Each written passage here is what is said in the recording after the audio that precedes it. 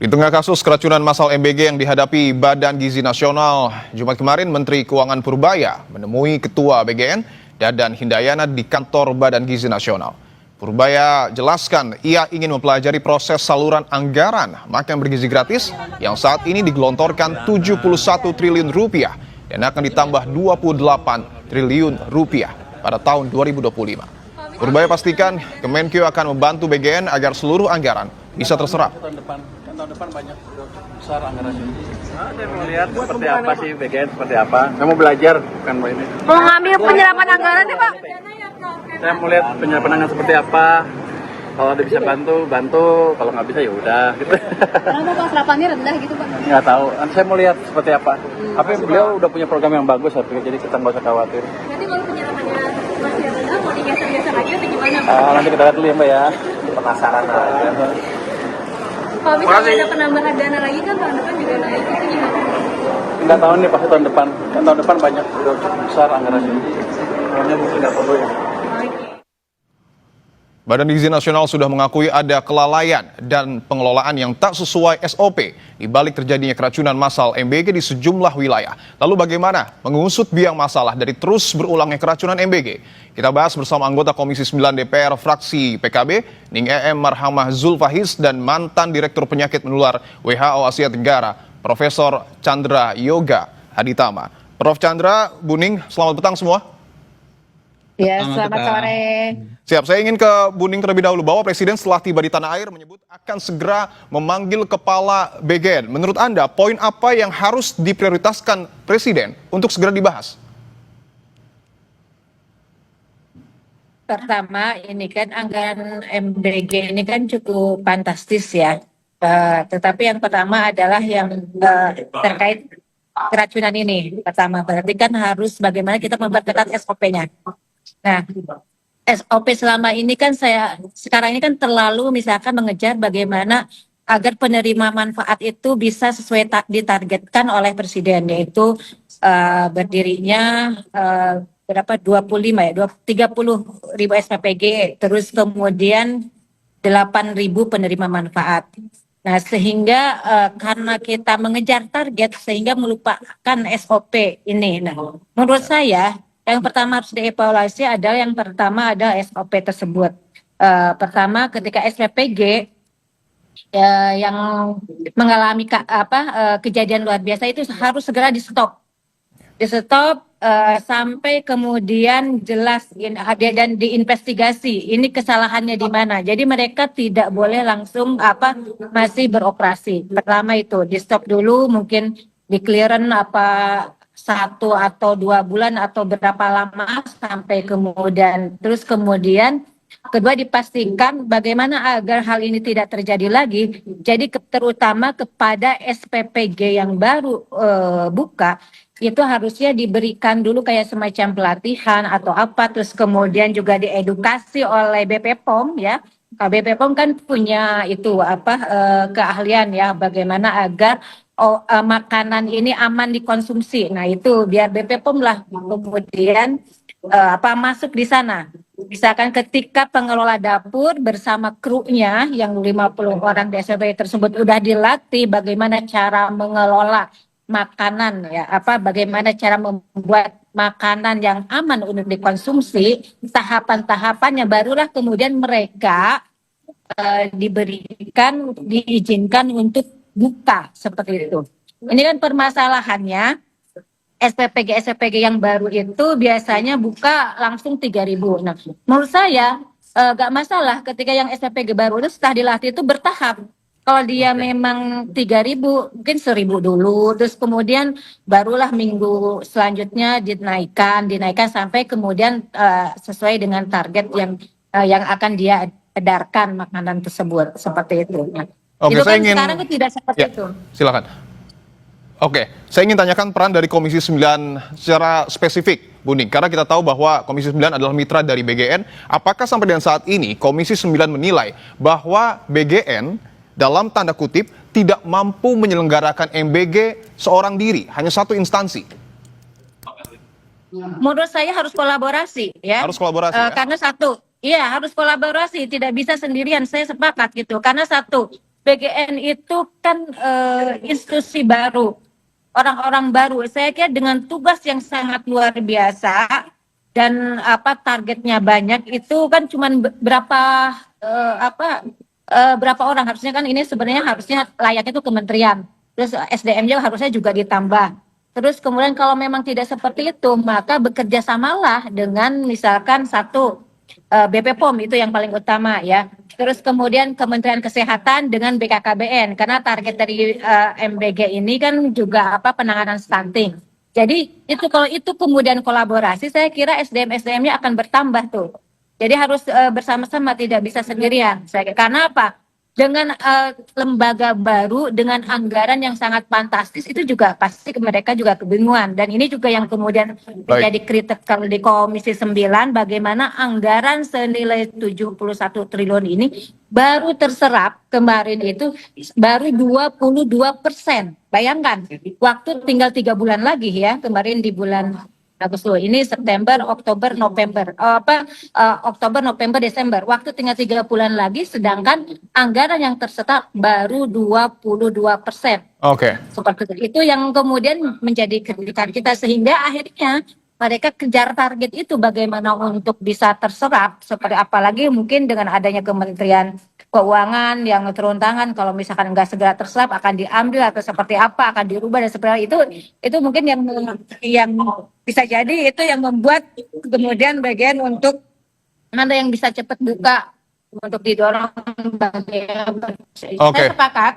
Baik. Anggaran 71 triliun harus didorong untuk bisa terserap, tetapi juga tetap harus menjaga keamanan. Baik, artinya anggaran belum terserap cukup banyak, kemudian juga begitu banyak kasus keracunan massal MBG. Saya ingin ke Prof. Chandra bahwa Labkesta Jabar, Prof. sudah mengeluarkan hasil uji sampel dari 208 sampel MBG dari 12 kota dan kabupaten di Jabar. Hasilnya terdapat bakteri Salmonella dan Bacillus cereus. Kesimpulan dari hasil ini apa, Prof. Chandra? Ada 3 yang ingin saya sampaikan. Nomor 1, kalau kita lihat kompastv.com, bulan Mei 2025, 4 bulan yang lalu, itu sudah disampaikan juga oleh BGN bahwa ada salmonella di Bogor. Jadi ini bukan barang baru, karena 4 bulan lalu sudah ada. Sekarang ada lagi. Itu poin pertama. Poin kedua, kalau kita lihat statement WHO, memang ada 4 kemungkinan kontaminan yang ada pada makanan. Tentu saja mereka tidak cerita soal makan bergizi gratis, makanan pada umumnya ya, termasuk makan bergizi gratis tentunya. 4 kemungkinan kontaminan, nomor 1 bakteri, nomor 2 virus, nomor 3 parasit, dan nomor 4 bahan kimia. Kalau bakteri yang paling sering adalah 3, Salmonella, E. coli, persis sama dengan di kita, plus satu lagi namanya Campylobacter. Itu yang bakteri. Dan tadi sudah disampaikan oleh mungkin pejabat dari lab bahwa kalau Salmonella itu berhubungan dengan daging, telur, ayam, gitu. Jadi di situ masalahnya. Sementara kalau yang Bacillus cereus itu berhubungan dengan nasi sebenarnya. Jadi ini sudah cocok dengan apa yang terjadi begitu. Dan kemudian ditambahkan pula bahwa ada kontaminan nitrit kan tadi disebutkan. Nitrit itu berhubungan dengan bahan pengawet. Jadi saya kira ini jelas berhubungan satu dengan lainnya. Itu yang bakteri. Yang kedua virus. Ada juga virus yang bisa menimbulkan kontaminasi. Kalau ikuti berita di berbagai, dan ini agak eksklusif ya, karena ini terjadi di kapal pesiar. Bulan ini terjadi, 2 bulan lalu dia terjadi di kapal pesiar, itu sudah beberapa kali terjadi infeksi, maksud saya keracunan massal akibat norovirus. Jadi virus juga bisa. Contoh yang lain yang sering terjadi adalah virus hepatitis A, sering terjadi di warung sekolah dan sebagainya. Jadi virus juga mungkin. Itu yang kedua. Yang ketiga adalah parasit. Kita pernah ramai tentang cacing. Tentu saja kita tidak harapkan ada cacing ya, tapi bagaimanapun itu kemungkinan terjadi. Dan yang keempat bahan kimia. Jadi nomor 1 saya tadi sampaikan bahwa ini sudah pernah terjadi. Yang kedua memang 4 poin inilah yang memang dianjurkan WHO, dan saya mengusulkan ini diperiksa 4-4-nya. Tentu belum berarti akan ketemu semua, tapi kalau mau periksalah semua ini tentang potensi-potensi. Dan yang ketiga saya ingin ulang seperti saya pernah sampaikan di Kompas TV, prinsip dasar makan. Bukan hanya makan bergizi gratis. Prinsip dasar konsumsi makanan nomor 1 harus sehat. Itu nomor 1. Tentu dia harus bergizi dan mungkin rasanya mesti enak, tapi kalau tidak sehat, maka soalnya berhenti, jangan dikonsumsi lagi. Jadi menjaga prinsip dasar makanan itu sehat, itu prinsip dasar makan kita sehari-hari, mau makan di restoran, apalagi makan bergizi gratis yang mencakup sekian puluh juta orang itu. Oke, jadi artinya bakteri Salmonella ini erat kaitannya dengan daging dan telur, Bacillus cereus dengan nasi. Apakah bisa dikatakan bahwa persoalan keracunan massal MBG berasal dari bahan baku? Nah, itu yang saya juga pernah sampaikan di Kompas bahwa sebenarnya kita mesti lihat itu yang disebut sebagai rantai food security, keamanan pangan. Kita memang sebagian besar mungkin kasus terjadi di SPPG atau di dapur, tapi yang dinilai harus dari awal sampai akhir. Awal itu artinya bahan bakunya. Apakah sayurnya atau ya sayurnya itu ada insektisida apa tidak? Apakah hewannya itu hewan sakit yang dipotong ada penyakit atau tidak? Kalau itu bagus, maka bahan baku itu kan ditransportasi ke gudang. Apakah selama transportasi berjalan baik atau tidak? Apakah kalau misalnya saja ada ferry yang terhambat atau jalan rusak, truknya jadi diam 2-3 hari kan bahan bakunya jadi rusak. Yang ketiga, gudangnya. Apakah gudangnya itu baik, kelembapan tepat atau tidak, suhu dan sebagainya. Yang keempat baru SPPG-nya. Jadi faktornya bisa macam-macam.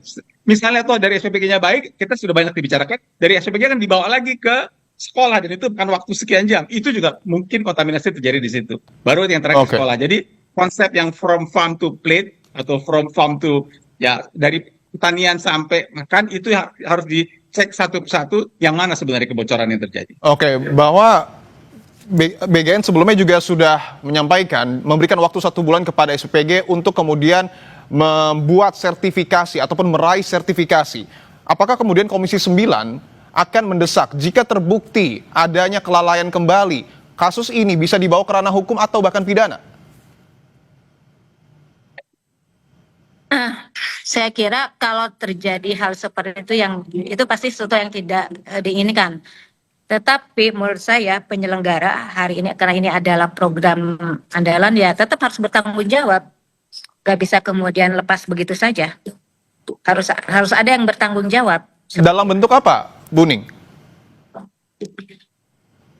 Ya mungkin bisa gitu kan kalau skorsing itu kan udah biasa, mungkin ya sampai diinvestigasi yang paling bersalah itu siapa gitu kan. Nah, itu mungkin bisa dipidanakan tidak masalah, tetapi mungkin pidana yang sifatnya itu ringan mungkin. Tetapi dilihat nanti misalnya kalau sampai kehilangan nyawa ya misalkan itu kan itu, tetapi kalau misalkan kerugian misalkan kayak cuman dia keracunan, tetapi kemudian misalkan negara harus hadir tuh untuk mengobati dan sampai sembuh gitu. Tetapi kalau sampai kemudian itu menghilangkan nyawa, nah itu saya kira itu harus tanggung jawab sesuai dengan mungkin aturan yang berlaku. Oke, saya ingin tanyakan lagi ke Buning bahwa tadi juga Buning sebelumnya sudah menyampaikan bahwa perlu ada kolaborasi dan juga ada rantai pasok yang begitu panjang dalam penyiapan MBG ini. Pihak-pihak mana saja yang paling tepat untuk kemudian dipilih berkolaborasi dengan BGN? Pertama itu BP POM ya, karena BP POM kan tugas utamanya adalah Badan Pengawas Obat dan Makanan. Ya. Dan di BP POM juga ada ya makanan yang olahan itu ada beberapa gitu. Itu yang pertama. Terus kemudian kedua, kalau secara substansi adalah BKKBN. Ini karena target utama ada penanganan stunting. Terus kemudian Kementerian Kesehatan. Itu saya kira 3 stakeholder itu yang kemudian harus diajak kolaborasi. Seperti itu. Baik, tentu kita harapkan bahwa... Tapi kalau dalam hal ada kejadian luar biasa, selain yang itu tadi mungkin juga bisa dilibatkan, tidak masalah. Misalkan Polri, seperti itu. Kalau memang kejadian luar biasa yang sampai merugikan apalagi menghilangkan nyawa, seperti itu. Tentu itu tidak kita harapkan terjadi, kita berharap bahwa MBG berjalan dengan sebagaimana mestinya. Kan? Ya. Baik, siap. Terima kasih banyak Prof. Chandra dan juga Buning telah bergabung di Kompas Petang. Sehat-sehat selalu.